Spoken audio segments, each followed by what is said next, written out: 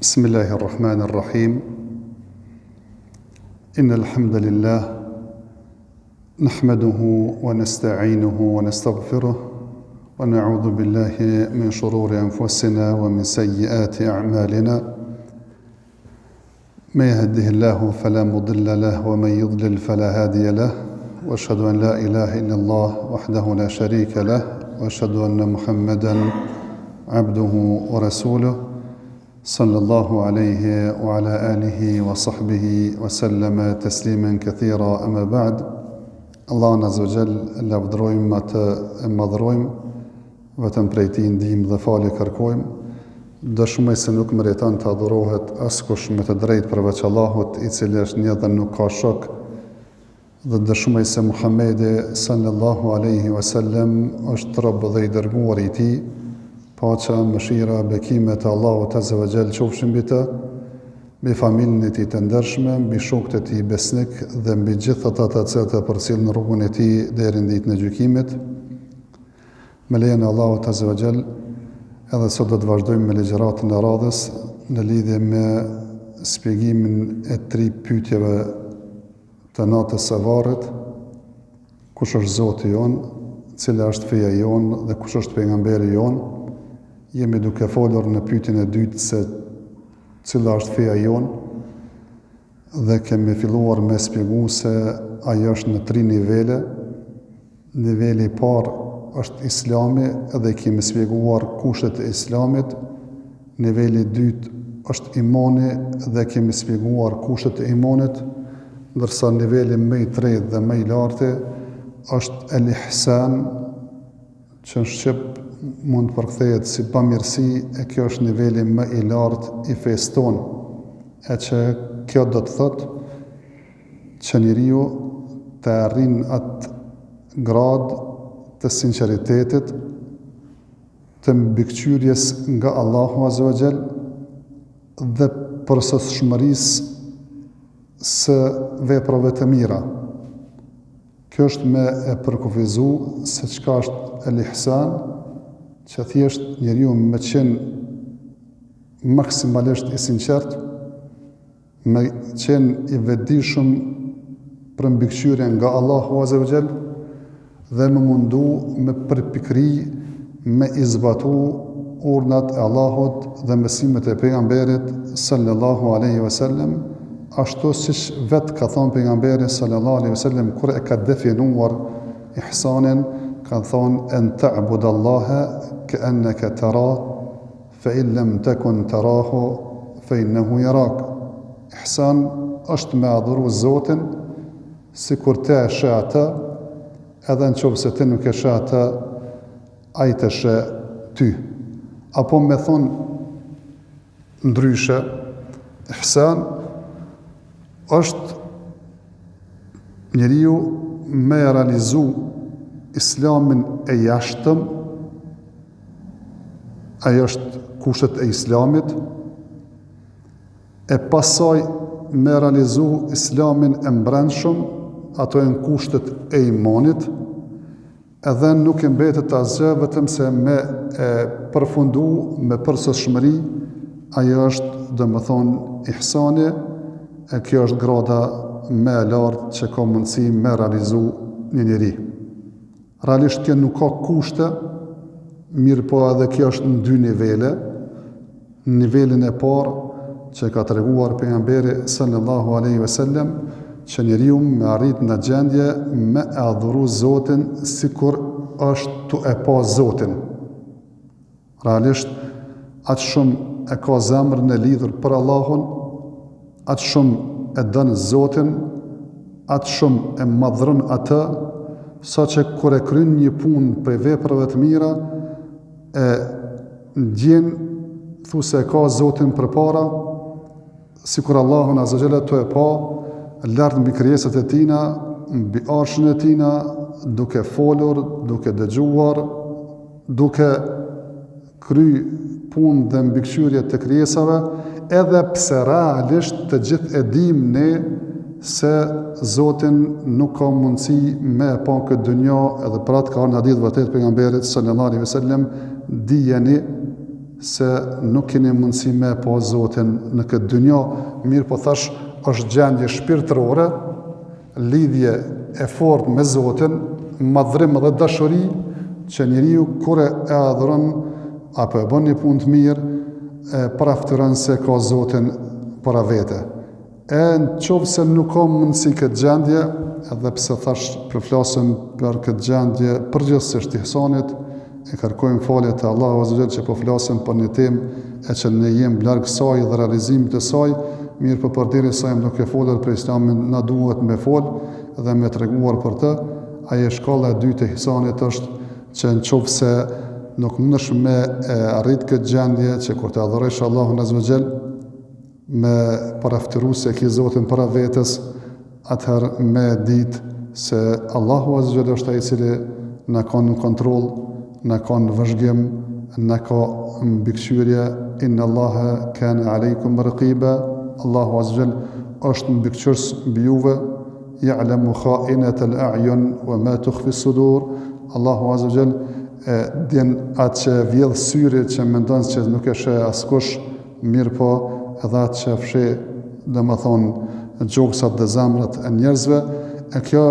me parafrua me gjendjen edhe një shembull praktik është si një njeri, domethënë kur don me bëni vepër që ka një njeri që e respekton, e nderon, e ka përqefje dhe e don, kur e bën një punë për atin mundohet që me bë mirë, apo në tonë bashkuhore tash këto kamerat që i kem, që faktikisht jem në vëzhgim të tyre non stop, jo vetëm pse ka mundësi me të vëzhgu dikush që dën, po ka herë duhet mirujtu atina që s'dën se ai nuk ta fal. E faktikisht veç me paramendu se çysh ka mundësi me kon njeriu dhe si kanë mundësi me kon lëvizjet, gjestet dhe punët e tina, qofse din që është vazhdimisht 24 orë në vëzhgimin e kamerave. Edhe nuk ka kurfar privatësie as në xhami, as shkollë, as dhomë fjetjes, as Allah i nderov, domethënë në për banje kështu me radhë. Faktikisht, qofse kishim me pasi se kamera, qysh kishim me kon gjendje e njerëzve, mirë po këtë duhet me ditë se realisht Allahu Azza wa Jall thash e din çdo vepër që e bëjmë, a na shohin tjerët apo nuk na shohin, Zoti na sheh, a kem që e bëjmë me gjymtyr, e duket, a është në zemër dhe mendjet tona, faktikisht e gjitha është në vëzhgimin dhe dijen e Allahut Azza wa Jall. E thash kjo është niveli më i lartë i fesë. E pra dietarët kur kanë dashur në mënyrë figurative me i shpjegu këto tri nivelet e fesë, Islamin, imanin edhe ihsanin, ka thonë Islami është si me kon një rreth më i gjerë, që thash është ajo pjesa praktike që duket, e që ndonjëherë ka mundësi me kon e dukshme, mos me pas imon hiç si munafikat. E tash në këtë rrethin e madh është rrethin pak më i vogël, ajo është çështja e mbrëmshme, kushtet e imanit, besimin në Allahun, me laçen, pejgamber, libra, ditën e gjykimit dhe në kaderin që kemi shpjeguar. E mas andej edhe në këtë rrethin e dytë është edhe një rreth më i vogël, ajo është domethënë ihsani që me arrit këtë gjendje që njeriu me i përsos veprimet e tina, nga se është i udhëhequr për ndjenjes së mbikëqyrjes dhe don me i bë veprat sinqerisht vetëm për Allahun Azza wa Jall. Ndërsa si për argumente, autori ka marrë edhe disa ajete, ka marrë edhe hadithin e Xhibrilit, ajetën ka marrë inna Allaha ma'al ladhina ittaqaw wal ladhina hum muhsinun. Allahu Azza wa Jall është me ata të cilët ja kanë ndroz Zotit dhe janë bamirës, janë muhsinin, e kanë arrit domethënë këtë gradën që jemi duke folur për të. E kjo Zoti me qenë me këta persona, Zoti është me gjithë krijesat e tij. Po me krijesat e tij varet me dikën është me dijen, me dikën po me gjithë është me dijen e tij, me dëgjimin, shikimin e tij, me kudretin dhe domethënë rrethimin e tyre. E kjo është për këtë krijesat, ndërsa me kon Zoti me dikën në formë veçantë, si në raste konkret me ata që janë bamirës, është fjala që Zoti është me ta, me mbrojtjen, me kujdesjen, rujtjen, përforcimin e kështu me radhë, ashtu siç ka thonë pejgamberi sasem Ebu Bekrit kur ka qenë në shpellë, domethënë kur ka dalë prej Mekës, ka thonë la tahzan inna Allaha ma'ana. Mos u mazret Abu Bekr se Zoti është me neve. Është Zoti me neve me ndihmën e tina, me përkrahjen e tina dhe nuk do të na zgënjen që më na lën me na bë diçka mushrikët e Mekës. Apo për Musën dhe Harunin kur e kanë pas frikën prej Firaunit, ka thonë la takhafa innani ma'akuma asma'u wa ara. Mos keni frikë o Musë dhe Harun se unë jam me juve. Zoti i thotë asma'u wa ara, e shoh dhe dëgjoj çka u bëhet, që kështu mos keni derdh se unë ju kam në mbrojtjen dhe për kujdesin tim. E kjo është për qëllim, domethënë se Allahu Azza është me ata që kanë arritur këtë gradën e lartë,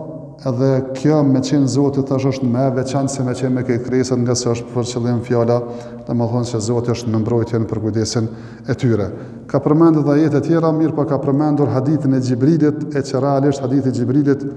është përmbledhës i këtë këtyne 3 niveleve, se ka ardhur në hadithin e vërtet që transmeton Abdullah ibn Omeri nga baba i tij Omeri radhiyallahu ta'ala anhu,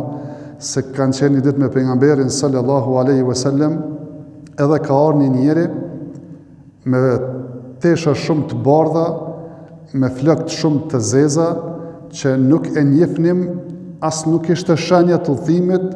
edhe ul afër pejgamberit sallallahu alaihi wasallam dhe i qiti gjojt e vet para gjojt pejgamberit sallallahu alaihi wasallam, edhe durt e veta i qiti mbi gjojt e pejgamberit sallallahu alaihi wasallam, edhe po i thot o Muhammed, çka është Islami? Që realisht shokët e pejgamberit sallallahu alaihi wasallam nuk e kanë thirr kurr pejgamberin sallallahu alaihi wasallam Muhammed, po i kanë thonë ja Rasulullah, ja Nabi Allah, o i dërguari i Allahut, o pejgamberi i Allahut azza xal, përveç në një beduin që ka ardhur prej shkretire, që fakt nuk ka pas kulturë civilizimit, ai ka mundësi edhe ka thirr. Për ndryshe, shokët e pejgamberit sallallahu alaihi wasallam që kanë ardhur me to kurse kanë thirr pejgamberin sallallahu alaihi wasallam o Muhammed. Edhe më çudit kjo tash as shaja të timit ja, teshat e bardha po, flokët e zeza po, kërkosh spenje, pi afrohet pejgamberit sallallahu alaihi wasallam në afërsi dhe po e pyet dhe pi thonë o Muhammed, çka është Islami? Dhe pejgamberi sallallahu alaihi wasallam përgjigjet që Islami është shahadeti, namazi, zakati, agjërimi Ramazanit dhe haxhi, edhe pi thotë masandej e ke thonë të vërtetën, që e bie se një kur pyet e merr përgjigjen, do të më thonë faleminderit atij që ta dha përgjigjen, ndërsa ky pja vërteton. E masandej pe thot çka është imani, pe thot që imani është me besu në Allahun, me besu me laçet e tina, me besu pejgambert, librat e tina, ditën e gjykimit dhe kaderin e tina. Allahu Azza wa Jall edhe prapë thot e ka thënë vërtetën. Masandej pe pyet për çet ihsanin që jemi duke folur na sot për të, edhe thot që është me adhuru Allahun Azza wa Jall sikur ti e sheh atë, edhe nëse nuk e sheh atë, atë ai të sheh ty. Edhe po thot e ka thënë vërtetën. E masandej pe pyet kur është dita e Kiametit. Pejgamberi sallallahu alaihi wasallam pi përgjigjet dhe pi thot se as pyetsin nuk e din më mirë se i pyeturi, domthon as te asun se dina këtë punë. Atëra pyet se cilat janë shajat e Kiametit, edhe atë 2 shajat e Kiametit, ajo është që me lind gruaja, domethënë robresha në fëmijë i cili bëhet zotëri i saj, e do të komentojmë se çka është për qëllim këtë hadith. Edhe e treta, ka thonë njerëz të cilët vijnë nga shkretira të varfër, të cilët thjesht jenë merr me bagti, tash kanë ardhur domethënë qytet edhe fillojnë me garue në ndërtim, secili po bën ndërtesa më të bukura dhe më të larta. Mase që del prej aty, pe i pyet pejgamberi sallallahu alajhi wasallam, a dini kush ke kë që i bani këtë pyetje? Edhe ata thonë Allahu wa rasuluhu a'lam, Allahu dhe dërguari i tij di më së miri, thonë ky ishte Xhibrili, i cili ka ardhur më mësu fen juve, edhe ky është hadithi më përmbledhës që e përmbledh fen ton me ditë se edhe për vete edhe tjerëve më prezantu se çka është feja jon islame. Mirë po, kemi treguar në ligjëratën e kaluar kur kemi folur për melaçet se janë krijesa të mëdha, për Xhibrilin ka në hadithi ka 600 krah, thot pejgamberi sallallahu alajhi wasallam kur e kom pa për herë të parë faktikisht i kishte mbuluar horizontin me krahët e tina, madhështinë e krahëve të tina, mirë po Allah azza ka dhënë mundësi mu personifikua edhe në formë njeriut, si në rastin konkret këtë hadith që Xhibrili ka ardhur në formë të njeriut, edhe ullët e pejgamberi sallallahu alaihi wasallam me flokë të bardha, me flokë të zeza, me tesha të bardha, snifet, domethënë që është aty, mirë pas shajat gjumë me të udhimit nuk ka, edhe po ulën ka pejgamberit sallallahu alaihi wasallam dhe pja bën këto pyetje të cilat thjesht ja ka bë për imanin, për islamin, për ihsanin, e që realisht i kemi sfiguar në, domethënë në ligjëratat e kaluara, ihsanin e morëm pak sot, mirë po ajo që po du më nal vetëm të kjo pjesa e fundit e këtij hadithit, ajo është kur e ka pyetur për kiametin, i ka thonë se as ti asun se dim, edhe këtë e ka cekur Allah azza wa jalla në Kur'an në shumë ajete që يسألونك عن الساعة أيان مرساها قل إنما علمها عند ربي لا يجليها لوقتها إلا هو që se të pyesën ty për kiametin, kur do të bëhet ajo, thuaj ilm detyria saj është e Zotit, domthonë nuk është që e din askush prej krijesave këtë çështje. E kjo na jep një argument tjetër me ditë se pejgamberi sallallahu alaihi wasallam nuk e ka ditë fshehtën. Ka informu pejgamberi se për gjëra të ndryshme, po ka informu se Zoti e ka treguar ato sene, jo se pejgamberi sallallahu alaihi wasallam i ka ditë vetvetiu apo e ka ditë kaluarën apo din të ardhmen e kështu me radhë, siç pretendojnë shumë fraksione të dervishëve apo edhe dikush tjetër se pejgamberi sallallahu alaihi wasallam e ka ditur, domethënë të fshehtën, nga se tekstualisht ka ardhur edhe në ajete kuranore kur ka thonë pejgamberi sallallahu alaihi wasallam law kuntu a'lamu al-ghaiba lastakthartu min al-khayri wa ma massani yasu, nëse e kisha ditur në të fshehtën, shumë sene të mira do bishme i kisha kry, mirë po edhe shumë për do të këqijave isha rujt, mirë po pejgamberi sallallahu alaihi wasallam nuk e ka ditur, domethënë të fshehtën. Kjo është mesela sa i përket kiametit. Çështja tjetër është kur e ka pyetur për shajat e kiametit, edhe ja ka treguar dy shaja, mirë po përderisa jem të këtë çështjeve që kisha pas qef shkurtimisht me tregu se shajat e kiametit, vëllezër të nderuar, ndohen në 3 lloje. Shajat e kiametit që kanë ndodhur dhe kanë përfunduar, shajat e kiametit që kanë ndodhur edhe vazhdojnë me ndodh, edhe shajat e kiametit që kanë me ardhmë me ndodh, domethënë në të ardhmen. Shaj kiametit që ka ndodhur edhe nuk përsëritet më, vetë ardhja e Muhamedit sallallahu alaihi wasallam është shaj e kiametit, nga se ka në hadith vërtet pejgamberit sallallahu alaihi wasallam ka thonë jam dërguar unë dhe kiameti si këta dy gishtin, edhe ka afru domon gishtin, domethënë tregues edhe gishtin e mesëm. Bile ka në hadith vërtet pejgamberit sallallahu alaihi wasallam ka thonë se kam ardhur unë dhe kiameti si këta dy gishtin, edhe s'ka pa pas mund më të i kajluë, mund që më ardhë edhe para meje çështja e kiametit, e kjo shaj që ka kalu. Shaj që ka ndodhur edhe ndodhen edhe përsëritën, ka të shumta, prej tyre është çështja e vrasjeve, e që për këtë nuk ka nevojë, domethënë me shpjegu se realisht vrasjet veç vinë të shumue, edhe domethënë shpesh edhe pa hak, që ka në hadith vërtet pejgamberi sa sëmë që nesër në ditën e gjykimit, as ai që ka vras, ku me ditë pse ka vra, e as ai që u vra nuk e me ditë pse u vra. Qatë shumë, domethënë që ka vrasje, domethënë historikisht në kohën bashkëkohore, mirë po edhe këto do të vazhdojnë, çështja e immoralitetit ka ardhur, ka çështja e shpeshtimit të kjo, domethënë tërmeteve ka ardhur, çështja që ka mu përhap shkrim leximi, mirë po krahas saj ka mu përhap edhe ignoranca, edhe kjo shaj e kiametit, edhe këto jem të e pa në kohën bashkëkohore, se nëse më herët shumica dërmuese njerëzve s'kan ditë me shkruan me lexu, tash në shumicën e shoqërive, sidomos këta që e quajnë veten bota e parë, e dytë, këta dinë me shkruan me lexu. Ama këta janë tamam analfabeta që realisht ignoranta me plot kuptimin e fjalës së gjërat më elemtare, domethënë që kanë bëjnë me jetën e tyre e nuk i dinë. Pra thjesht ka shkrim lexim, mirë po ka ignorancë edhe tash shpeshohem edhe në kohën tonë, edhe në Kosovën tonë, domethënë kur nuk ka pas domethënë Kosova qytetarë që kanë ditë me shkruan me lexue, më tepër se në kohën tonë, mirë po besoj edhe kur më ignoranta nuk ka pas më herët, domethënë që s'ka më pas edhe më keq. E ka shajat kiametit që faktikisht kanë me ardhur të ardhmen, e prej tyre janë 10 të mëdhajat, domethënë që realisht kur vinë ato, që ka në hadith vërtet pejgamberit sallallahu alajhi wasallam, është si çështja e aty në rruzave që janë pej. Kur të prejet ai peni, ato rruzat të renë një mas një vinë, derisa të dalin prej penit krejt. Edhe këto 10 që të vjene e para, realisht vinë njëra pas tjetrës derisa të vjene e fundit. E para atyne është që del Dejjalli, mësënej vjen